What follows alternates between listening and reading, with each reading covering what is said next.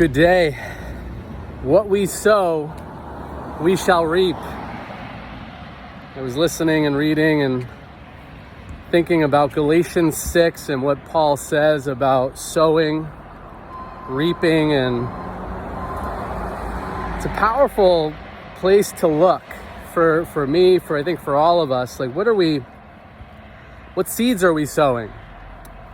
And how patient are we with the harvest? Because sometimes we want that immediate gratification, that immediate hit of dopamine. Like, we need the reward right away. And sometimes, he said that the harvest actually takes a lot longer to come and then to see and then to obtain.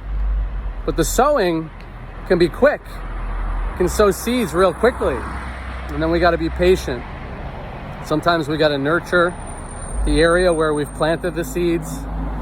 Sometimes it takes years. He was talking about, the guy that I was listening to, he was talking about a cherry tree that took over 7 years to produce cherries. And then the harvest was plenty. He said, I had more cherries than I knew what to do with. I didn't need all the cherries.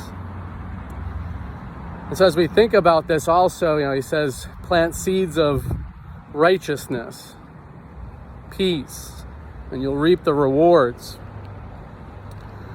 And so there's this idea of doing and receiving, reaping, sowing, reaping, sowing, reaping.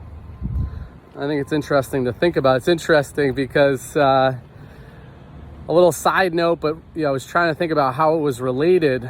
Yesterday, there was an opportunity, a moment in a conversation, and I just happened to share a little bit about the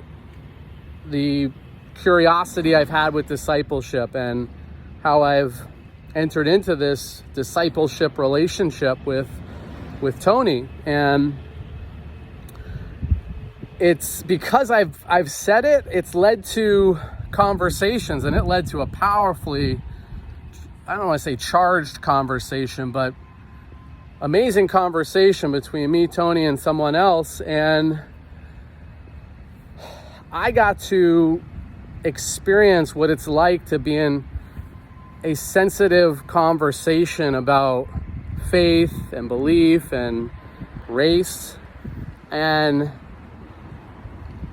I learned, but afterwards, I said to Tony, maybe I shouldn't bring it up so much or in certain situations. And he said, no, God's called you to be bold. You're someone who speaks boldly in places where others may not. And he's going to take care of you and the situation, and it's all for his good and his glory. And even as I'm sharing it now, I'm tiptoeing around it a little bit, but it's like in those moments, do we speak up and say something, and does it open up a whole other world, a whole other conversation that's nourishing for everyone involved? And the answer was yes. That's what happened. At least that's my experience of it.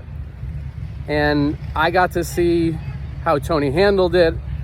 The person we were speaking with, I think, was refreshed in how Tony's oriented, and it just led to this beautiful ripple effect.